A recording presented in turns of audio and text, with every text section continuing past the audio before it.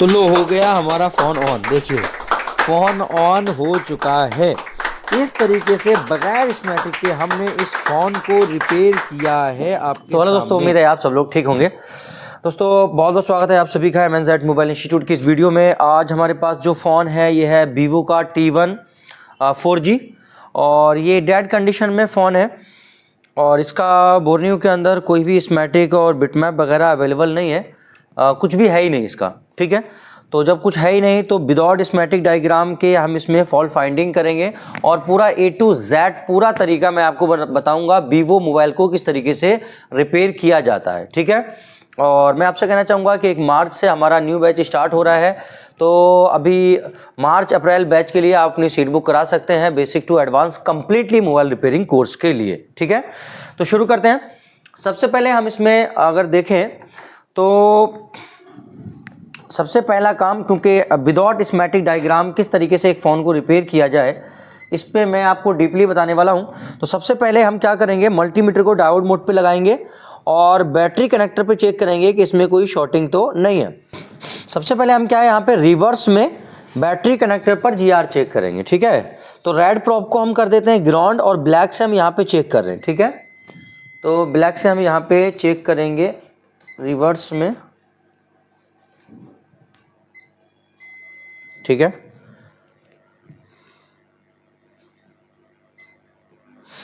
तो यहाँ पे 500 कुछ GR आ रहा है, ठीक है, यानी कि ये वाली इसकी वीबैट साइड है।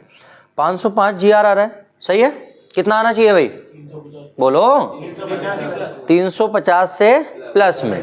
तो यहाँ पे आ रहा है 350 से प्लस में। अब फॉरवर्ड चेक करते हैं, फॉरवर्ड में कितना आना चाहिए, 1000 से प्लस में और 3000 के समथिंग GR आ रहा है, तो एकदम गुड कंडीशन में है, सही है। ये GR नहीं दिख रहा है, अच्छा चलो 1 मिनट बोलो, ठीक है। अभी देखो यहाँ पे कितना आ रहा है, देखो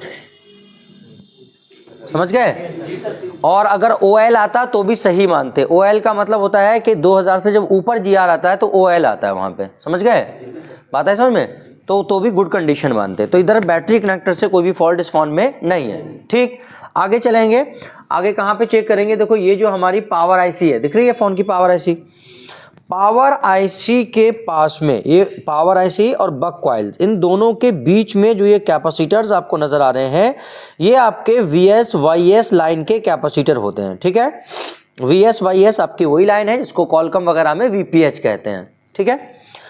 अब इसमें ये पैरेलल में लगे हैं तो एक साइड तो इसके बीप बजेगा, यहाँ पे बीप बज रहा है, एक साइड बीप बजेगा, अंदर वाली साइड हमें GR मिलना चाहिए।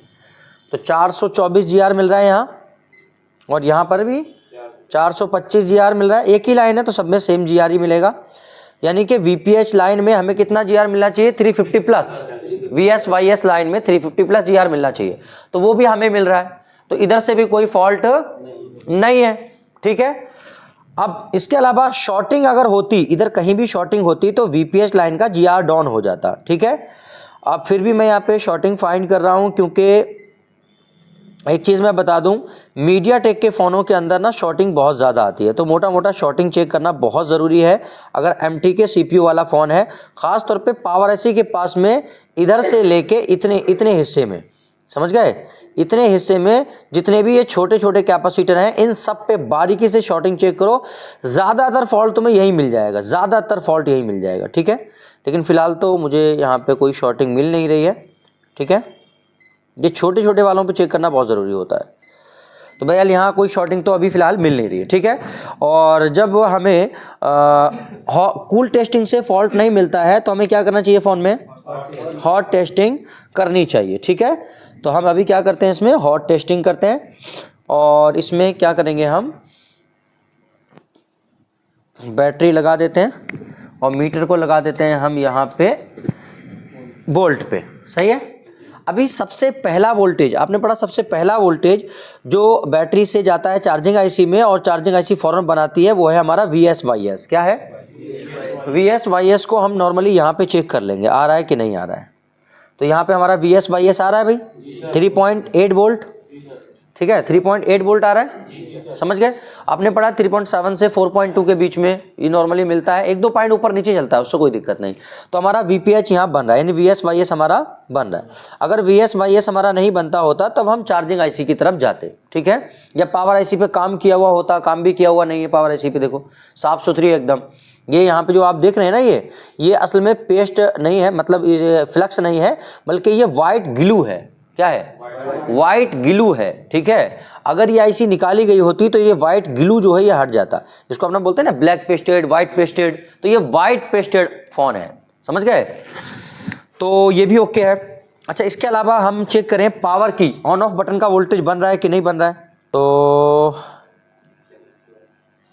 ये है नीचे PK लिखा है जो पावर की, ये वाला, हाँ 3.8।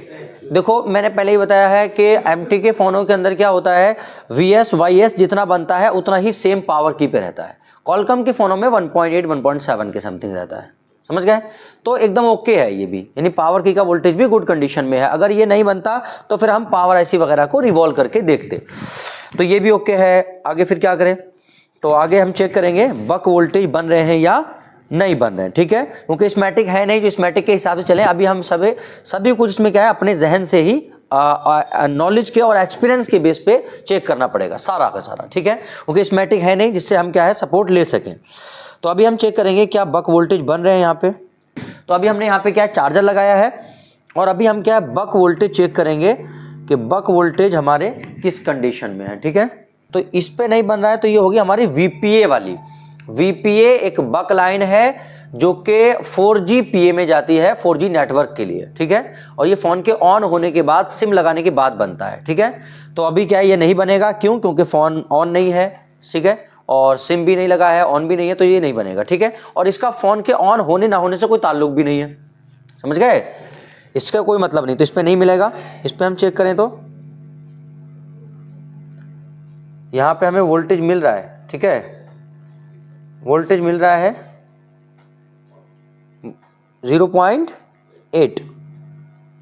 यहाँ पे चेक करें, प्रॉप नहीं लग पा रही है यहाँ पे देखें,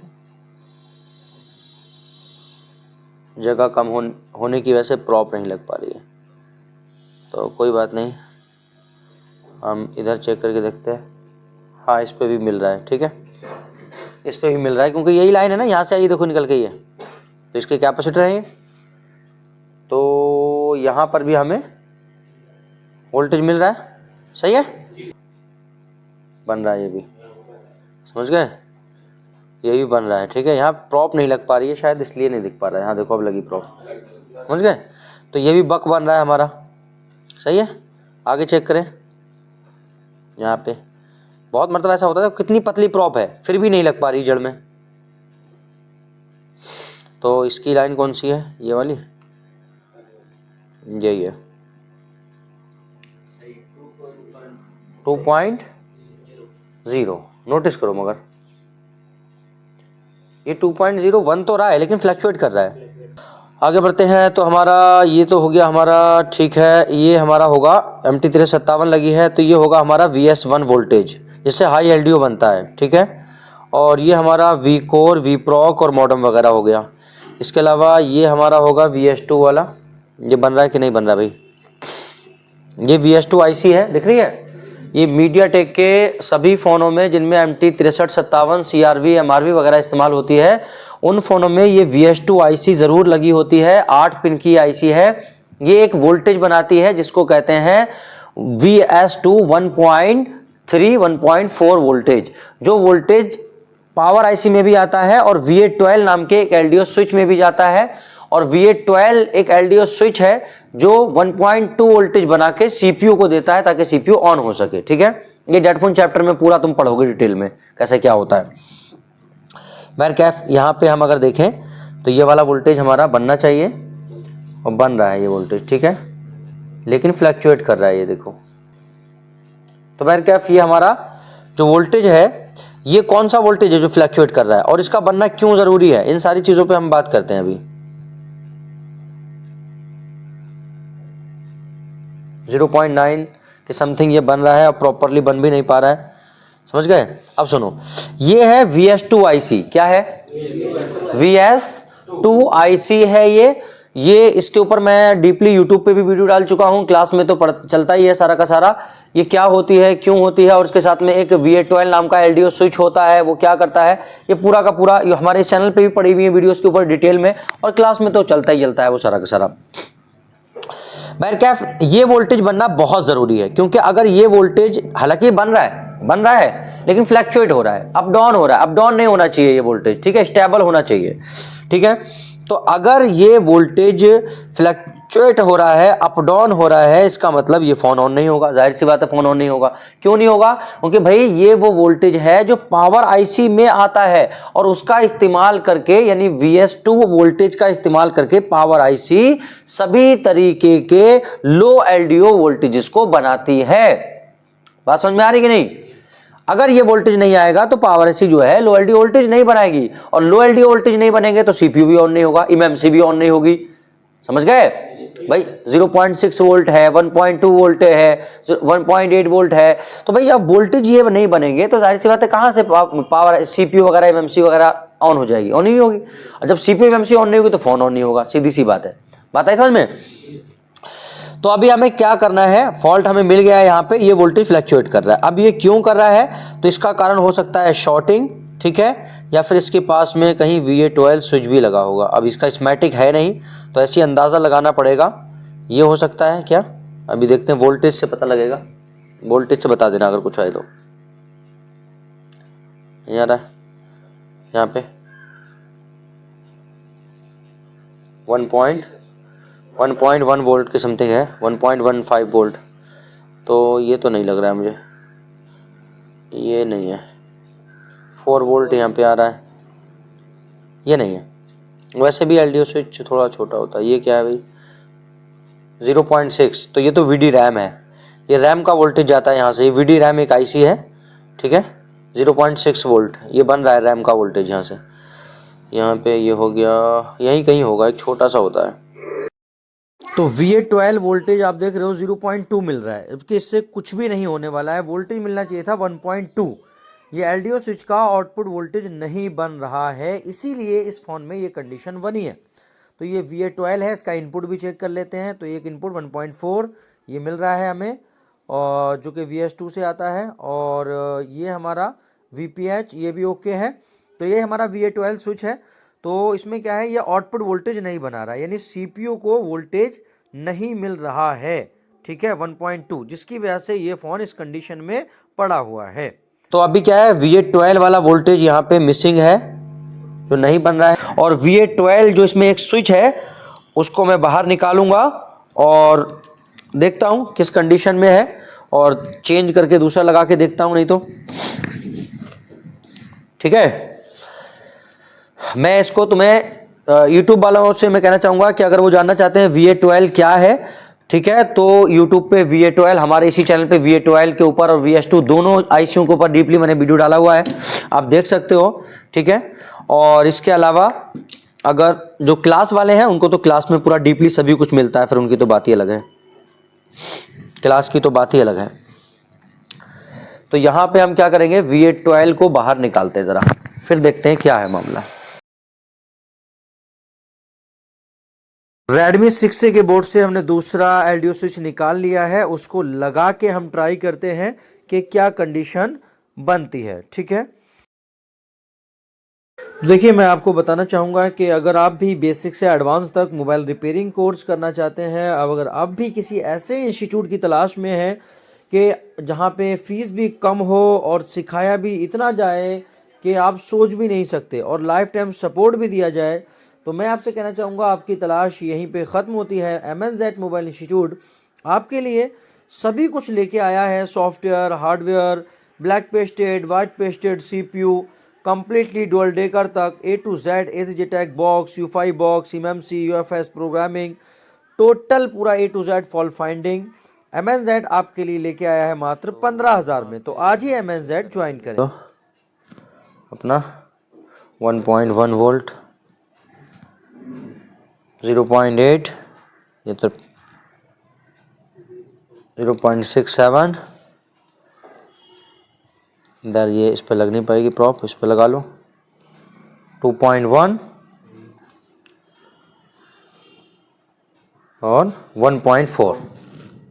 ओके हो गया? नहीं, एक मिनट रुको, अब देखो 1.4 1.45 के समथिंग एकदम ओके हो गया। पहले कितना बन रहा था? 0.2 0.3 वही फ्लैक्चुएट कर रहा था। सही है। अभी आगे और इम्पोर्टेंट है, तो ये तो हो गया अपना। अब आगे इधर अंदाजे से वोल्टेज चेक करते हैं 1.4, ये अपना ओके आ गया इधर। ठीक है, ये किसका वोल्टेज है 1.4 जो इधर मिल रहा है? ये वाला, इससे निकल के आया इसमें, इसके यहाँ से निकल के इसमें होके पावर में भी गया, लेकिन इसमें से इधर भी आया, इसका इनपुट बना, तो ये इसका वोल्टेज है 1.4। समझ गए? अच्छा, इसके अलावा यहाँ पे इस वाले सेट में चेक करें 1.2, ये है हमारा VA12। क्या है? यही हमें नहीं मिल रहा था, यही मिसिंग था हमारा, 0.2 के समथिंग मिल रहा था। समझ गए? ये 1.2 वोल्टेज सीपीयू में जाता है सीपीयू को ऑन करने के लिए। अगर ये वोल्टेज मिस हुआ तो फोन इसी कंडीशन में रहेगा जिस कंडीशन में अभी आपने देखा। यानी VA12 का अगर फॉल्ट होगा तो कंडीशन यही बनेगी जो अभी तुमने देखी। किसी भी फोन के अंदर VA12 का फॉल्ट है या नहीं चेक करने के लिए आप क्या है 1.2 वोल्टेज चेक कर लो। ये पहले हमारा मिसिंग था, अभी ये प्रॉपरली हमारा मिल रहा है। समझ गए? और ये सारा नॉलेज का और एक्सपीरियंस का गेम है, वरना बगैर स्कीमेटिक डायग्राम के इन चीजों को ढूंढना एक नॉर्मल आदमी के लिए नामुमकिन सा है। समझ गए? वो खाली सीपीयू रिवॉल्व, ये रिवॉल्व वो रिवॉल्व मारता रहेगा, यहां तक के वाट लग जाएगी और फोन दे देगा रिटर्न। तो देखिए ये हमारा फोन हो चुका है ऑन। देखिए फोन ऑन हो गया। ठीक है, तो तुमने देखा कि हमने क्या किया इसमें, अपनी नॉलेज और एक्सपीरियंस के बेस पे हमने ये फाइंड किया कि यार बक वोल्टेज बन रहे हैं। देखो अगर पावर आईसी का, चार्जिंग आईसी का फॉल्ट होता है इसमें, सुनते रहना, अगर चार्जिंग आईसी का फॉल्ट होता तो VSYS नहीं बनता। सही है? पहले हमने ये कंफर्म किया कि चार्जिंग आईसी का फॉल्ट तो नहीं है, हमने कंफर्म हो गया VSYS मिल रहा है, उसका फॉल्ट नहीं है। ठीक है, उसके बाद हमने ये चेक किया पावर आईसी का फॉल्ट तो नहीं है, हमने चेक किया बक वोल्टेज और पावर की का वोल्टेज, बक भी बन रहा है पावर की का भी बन रहा है। जब बक बन रहा है तो फिर पावर आईसी का भी फॉल्ट नहीं है। भाई बक वोल्टेज बन रहा है तो पावर आईसी का फॉल्ट थोड़ी है। ठीक है, उसके बाद में हमने चेक किया VS2 आईसी का वोल्टेज, तो VS2 आईसी का वोल्टेज कम बन रहा था और फ्लक्चुएट कर रहा था। फिर हमने चेक किया VA12 की तरफ अंदाजे से, तो VA12 का जो 1.2 वोल्टेज सीपीयू को जाता है वो मिसिंग था, वो नहीं बन रहा था। बात समझ में आई?